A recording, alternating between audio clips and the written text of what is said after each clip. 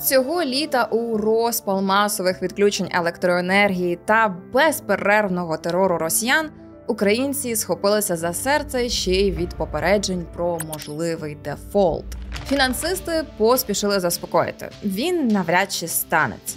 Та якщо й не вийде уникнути такої перспективи, нічого екстраординарного. Адже через агресію росіян Україна так чи інакше живе в технічному дефолті, бо не має змоги віддавати борги в повному обсязі, хоч і не відмовляється від них.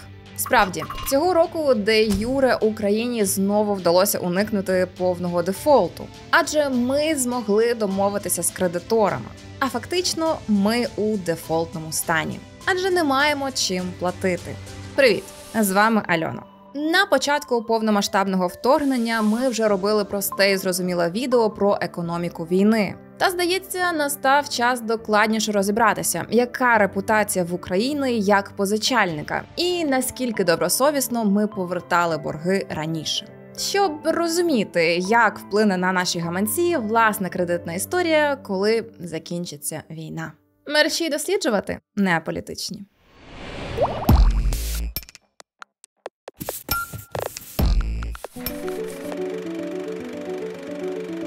Будь-яка держава запозичує кошти для того, щоб покрити дефіцит бюджету, коли вона витрачає більше, ніж заробляє, профінансувати окремі цільові програми або розрахуватися з наявними боргами.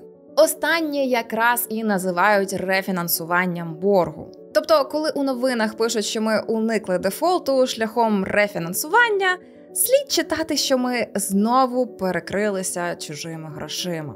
Якщо не проводити рефінансування в мирні часи, доведеться скорочувати витрати на субсидії і дороги. А от в час війни урізання видатків дорівнює смерті, адже скорочувати довелося б витрати на армію, яку Україна й без того фінансує недостатньо. Оборонний бюджет країни зростає щороку, але все одно не покриває і 10-ї частини тих потреб, які Кабміну озвучують військові. Наприклад, під час підготовки кошторису на 2024 рік уряд отримав від Генштабу запит на фінансування у 17 трильйонів гривень, а задовольнили з них менш ніж 2. Як відомо, жоден долар чи євро з зовнішніх джерел уряд не може витратити на фінансування воєнних дій. Тому кожна гривня власних доходів на вагу золота. Тож цілком зрозуміло, що Міністерство фінансів зацікавлене перепозичати гроші та робити це максимально дешево. За прогнозами МВФ, держборг мав досягнути пікового значення у понад 100% ВВП наступного року. Але це вже сталося. А отже, за прогнозом Мінфіну, наступного року має почати скорочуватися. Взагалі-то існують так звані Маастрихтські критерії. Показники, яким має відповідати країна, що прагне в єврозону. У них визначено, що сума державного боргу не повинна перевищувати 60% ВВП. Таке обмеження було закріплено і в бюджетному кодексі України. Але останнім часом, і ще до початку Великої війни, депутати щороку ухвалювали зміни до цієї статті. Бо Мінфіну аж ніяк не вдавалося не виходити за рамки обмеження. Востаннє українцям вдавалося бути винними менше, ніж 40% ВВП лише до того часу, як Путін почав війну на сході України у 2014-му. Варто сказати, що навіть не маючи воєн на своїй території, чимало країн накопичують борги співставні з розміром їхнього ВВП. Наприклад, чистий держборг США, який становив 40% у 90-му, цьогоріч уже досяг позначки у 98%. У списку тих, хто винен більше, ніж виробляє, можна знайти Францію, Італію чи Японію. Співвідношення державного боргу до ВВП залежить не лише від нових запозичень, а й від курсу національної валюти. Якщо курс падає, валютна частина держборгу, виражена в нашому випадку у гривні, росте. Відповідно, зростає і співвідношення боргу до ВВП. І ще одна тенденція Великої війни – посилення залежності саме від зовнішніх кредиторів. Якщо до повномасштабного вторгнення 58% грошей були від зовнішніх позикодавців, то у 22-му частка зовнішнього боргу зросла до 72%. Водночас, підтримуючи українців, офіційні кредитори надають нам тепер нові позики на виключних пільгових умовах. Ставка за більшістю цих кредитів не перевищує 2%, а строки погашення сягають 25 або навіть 35 років, як у випадку з кредитами ЄС. Ще й сплата відсотків за такими позиками передбачена коштом Євросоюзу. Кредити МВФ значно дорожчі за перелічені, хоча теж надаються на пільгових умовах. Ми отримуємо гроші фонду під 7%. Проте, як зауважують у фінансовому комітеті парламенту, з нинішнім кредитним рейтингом України їх мали б видавати за ринковою ставкою до 20%. Торік на відтермінування платежів погодилися офіційні позичальники України, зокрема країни G7 та Паризького клубу. Вони дозволили не повертати гроші до 27-го року, заморозивши обслуговування боргу. Цьогоріч Мінфін домовився про реструктуризацію з комерційними кредиторами. Якби вона не відбулася, то лише за єврооблігаціями у найближчі 6 років Україна мала б виплатити понад 9,3 мільярдів тіла кредиту, плюс відсотки. А перше погашення вже у вересні 24-го мало становити аж 4,5 мільярди. Більшість цієї суми – відсотки, які набігли за період дії мораторію на виплати з 22-го року. Завдяки тому, що комерційні кредитори пішли на зустріч, перше погашення на менш ніж 1,2 мільярда доларів відбудеться у 29-му році. Відразу після початку великого вторгнення перспективи здавалися ще гіршими. І навряд чи очікування могли бути більш оптимістичними. Адже ефект доміно, який запустив режим Путіна, вплинув на економіки безлічі країн. Навіть таких далеких, як Шрі-Ланка, яка зазнала дефолту через воєнні руйнування на торгових ринках. Хоча, звісно, і через непрофесійність власного керівництва. Українському Нацбанку у 22-му році довелося друкувати гривні, щоб фінансувати державні видатки. Адже податків тоді збирали вкрай мало, а партнери із підтримкою зволікали. За рік надрукували 400 мільярдів. Для того, щоб розібратися, наскільки відповідально і фахово українська влада підходила до запозичень у попередні роки, зовсім трохи теорії про те, з чого ж, власне, складається державний борг. Йдеться про суму всіх боргових зобов'язань держави з повернення отриманих та непогашених запозичень. Його плановий розмір щороку зазначається у законі про державний бюджет, а про його реальний розмір щомісяця звітує Мінфін. Перед виходом цього відео українські борги мали таку структуру. Як і було сказано, бачимо, що зовнішній борг значно перевищує внутрішній. 3/4 грошей ми винні саме іноземцям. Різниця між прямим державним і гарантованим державою боргом проста. Прямий – це те, що надійшло безпосередньо в користування уряду. Гарантований державою – це те, що запозичили державні підприємства під гарантії держави, але не змогли розрахуватися. А оскільки держава була гарантом, то й тягар лягає на її плечі. Наприклад, нещодавно ви могли бачити новину, що Укренерго напередодні зими опинилося на межі технічного дефолту за зеленими облігаціями. І коментар про те, як вони спільно з урядом вживають необхідних заходів. Подібні борги, якщо їх не можуть виплатити державні компанії, лягають на наші з вами плечі. Тобто, ви не платите комуналку, Укренерго не має грошей, але ви все одно платите комуналку лише з ваших податків пізніше. Станом на зараз таких боргів у держави всього 5%. Здавалося б, крапля в морі. Та в переліку на гроші це теж чимала сума, тому варто мати уявлення, звідки вона взялася. Один з найяскравіших прикладів такого головного болю для держави – кредит ДПЗКУ – Державної продовольчо-зернової корпорації, який до сьогодні не погашений. Менеджери Януковича колись ініціювали створення державного зернотрейдера. І у 2012 році повісили на нього борг від китайців на $1,5 мільярда. Причому кредит брали саме на те, щоб постачати китайцям зерно. А платитимуть з відсотками хто? Правильно, українці, бо корпорація оголосила себе банкрутом. Протягом усього часу діяльність компанії супроводжували корупційні скандали. Низка кримінальних проваджень була пов'язана із продажем зерна за заниженими цінами через підставні іноземні фірми. Керівники державного зернотрейдера регулярно підозрювалися у зловживанні коштами. Хтось із них доводив через суди свою непричетність. Хтось намагався втікати від правосуддя. Наприкінці 2022 року через війну Ексімбанк Китаю дозволив нам поставити ці виплати на паузу на 3 роки. Про інші гарантовані державою борги детально розповідати не буду. Скажу лише, що вони регулярно надавалися під певні проєкти. Наприклад, ЄБРР у певний проміжок часу міг виділити гроші на розширення метро у Харкові чи Дніпрі. Або ж підтримати реконструкцію і гідроелектростанцій. Ці партнери і досі активно підтримують нашу енергетику. Deutsche Bank Лондон міг дати Укравтодору $500 мільйона на реконструкцію частини траси Київ-Одеса.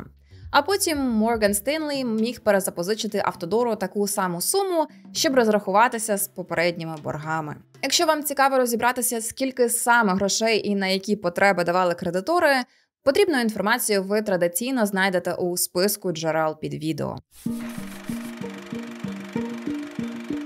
Що ж до прямого державного боргу, у нашому портфелі накопичуються заборгованості. За випущеними цінними паперами на внутрішньому ринку. За випущеними цінними паперами на зовнішньому ринку. Перед українськими та іноземними банками та фінустановами. Перед міжнародними фінансовими організаціями. За позиками, отриманими від керівництва іноземних держав. І неврегульовані, такі, що оскаржуються. Із оскарженням ОЗДП позиція України проста. І недарма йдеться про 13-й рік. Справа, яку називають борг Януковича, розглядається судом Великої Британії. Вона стосується єврооблігацій на суму $3 мільярди, які було випущено у грудні 2013 року. Облігації були розміщені на ірландській фондовій біржі та викуплені Російським фондом національного багатства в обмін на відмову від євроінтеграційного курсу України. На переконання українців унаслідок примусу Росії. Суд дозволив Україні захищати позов щодо примусу за повною процедурою, адже не виключає, що Росія могла погрожувати українській владі застосувати силу. Ну а пряма заборгованість росіянам виникла ще на початку 90-х. Гроші позичали ще за часів Кравчука. І йшлося про понад $2 мільярди. У 95-му цей борг реструктуризували, а в 97-му з відсотками виміняли на Чорноморський флот в українському Криму. Ще й списали не одним махом, а розтягли задоволення, щоб тримати Київ на короткому ціпку. Відповідно до угоди, погашення мало відбуватися поступово. Станом на 14-й рік Україна ще начебто була винною близько 600 мільйонів. Але платити, ясна річ, відмовилася. І ще один особливий випадок, про який варто згадати окремо – так звані ВВП-варанти Яресько. Йдеться про ще одну реструктуризацію, яку Україна пережила у 2015 році, коли теж була максимально близька до дефолту. І яка відгукується нам до сьогодні. Перебуваючи у виснажливому протистоянні з Росією, влада розуміла, що не акумулює $15 мільярдів за 4 роки на сплату боргів. Тому почала перемовини з інвесторами. Кредитори погодилися відтермінувати сплату основної частини боргу, натомість збільшили відсоток за обслуговування. Та головне, тоді нам списали 20% суми боргу, хоча ми просили пробачити вдвічі більше. Таке, до речі, трапляється. Греції, наприклад, друзі по ЄС колись списали половину всього боргу. Журналісти пригадують, вустами екс-міністерки Яресько Кабмін заявляв, що жодна країна світу не домоглася таких вигідних умов. Але якщо перейти на сайт уряду, цієї новини ви більше не знайдете. Між тим, списання цих 3,5 мільярдів Києву не було безумовним. І саме за це кредиторам запропонували так звані ВВП-варанти, тобто біржові контракти. На фондовому ринку це досить популярне явище.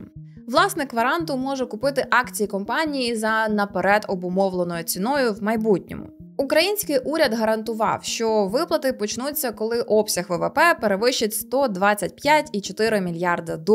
Цього показника Україна досягла ще у 2018-му.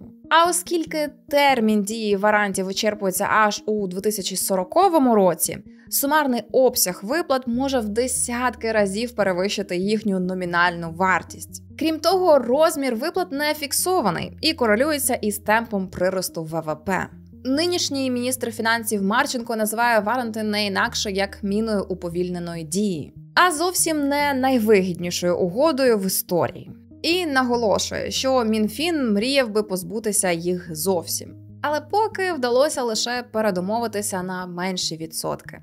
ВВП країни зростає, виплати не припиняються. Попри те, що ми продовжуємо накопичувати гроші у борг через велику війну та підтримку партнерів, це стало для нас дешевше. І віддавати їх дозволяють довше.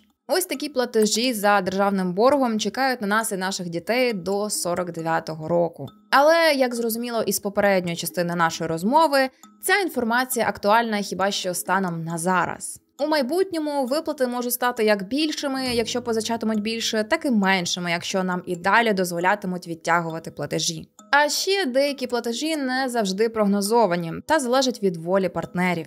Ось, наприклад, як міністр фінансів Марченко прокоментував допомогу від США. Наступне списання може статися вже у 2025 році. Звісно, ми взяли на себе зобов'язання, що в якийсь період часу ми потенційно можемо ці кошти погашати, якщо президент США не ухвалить відповідне рішення про списання. Тобто, іншими словами, подивимося, що скаже наступний американський президент.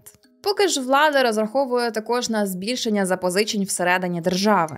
Уряд пропонує до кінця року продати на понад 160 мільярдів гривень більше ОВДП. Їх купуватимуть не лише банки, а й безпосередньо громадяни. До речі, з початку повномасштабного вторгнення українці стали купувати ОВДП у 2,5 рази частіше. Фізособам продали облігації на понад 63 мільярди гривень. А якщо ви раптом досі не знали, позичити свої гроші державі під відсотки зараз можна просто сидячи на дивані.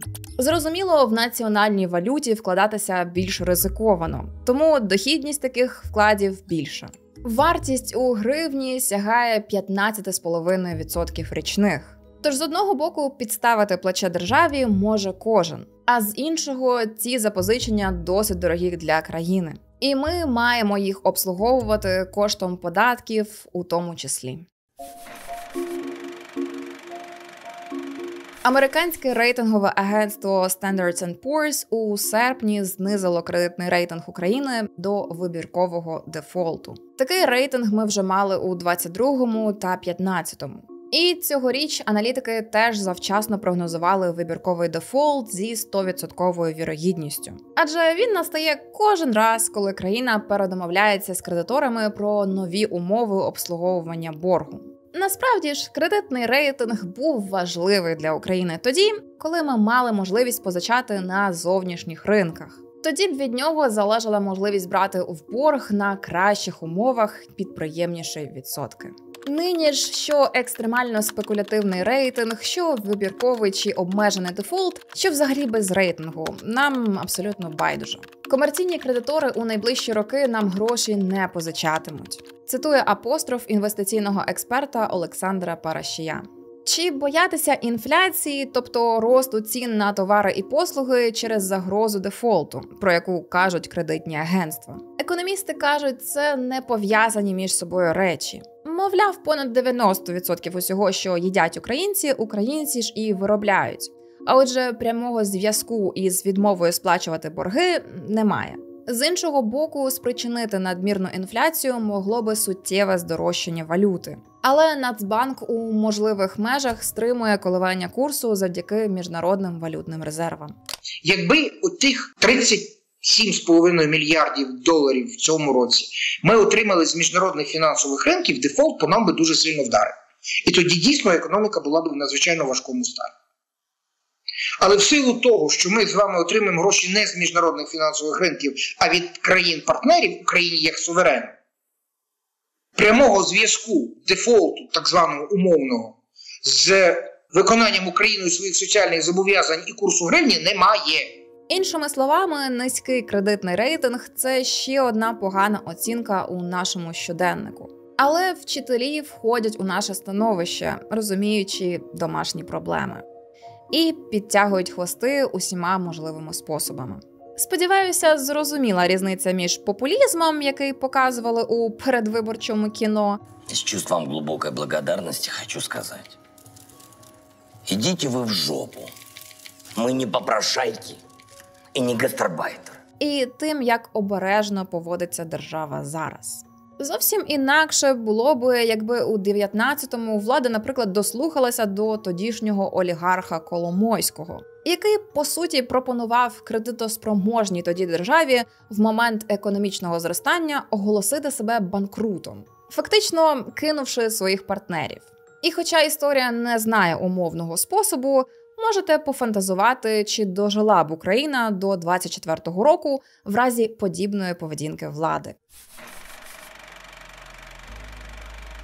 Геніальний грузинський реформатор Каха Бендукідзе, який помер 10 років тому, перед смертю консультував українську владу. Він публічно говорив, що досі не бачив країн у такому важкому економічному становищі. Та пояснював, що без радикальних реформ Україна не вистоїть у своїх звичних кордонах. Якщо українці не проведуть реформи здесь, на цій території, то на цій території реформи буде проводити Путін. Чи не найбільше грузинський реформатор критикував саме непродумані державні витрати? На субсидії, низькі тарифи для населення, зарплати чиновників та навіть безкоштовні підручники. Якби йшлося про Катар чи Кувейт, де нема куди дівати гроші, але ж йдеться про Україну, пояснював Бендукідзе. Ви обираєте не найкращих правителів, а тих, які більше обіцяють. Вони збільшують субсидії, вони проводять безумну, на мій погляд, соціальну політику. Все це зброя знищення багатства. Народ не багатіє і обирає ще більших популістів, які ще більше знищують багатство, які ще більше обіцяють хорошого. Є лише дві сили, які можуть розірвати це замкнене коло – хороша і погана. Одна – український народ, інша – Путін. Або ви самі розірвете це коло і врятуєте країну, або це коло розірветься шляхом зникнення країни. Якщо ще не запізно, то як вам така причина бути неаполітичними? Втім, поки ще є надія. І поки майбутнє у наших руках. Не забудьте поділитися цим відео з тими, хто любить солодкі передвиборчі промови. І тими, хто вважає, що економіка – це занадто складно. А якщо ви ще не підписалися, то розкажіть мені чому у коментарях, бо я не розумію. І до зустрічі, неаполітичні. Ти пишеш? Ти пишеш. Молодці. Пишаюсь вами. Тобою не пишаюсь. Ти дуже блимаєш. Це відео на каналі Неаполітичних, яке ніхто не буде дивитися. Всі просять, але ніхто не дивиться. Таке життя ютуберське. Що воно ще падає? Мені здається, чи воно падає?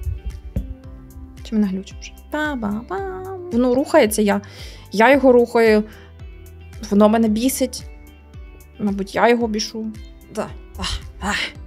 Так бісить це речення, що навіть прочитати його не можу. Годинник мене хоче. Так, тихо.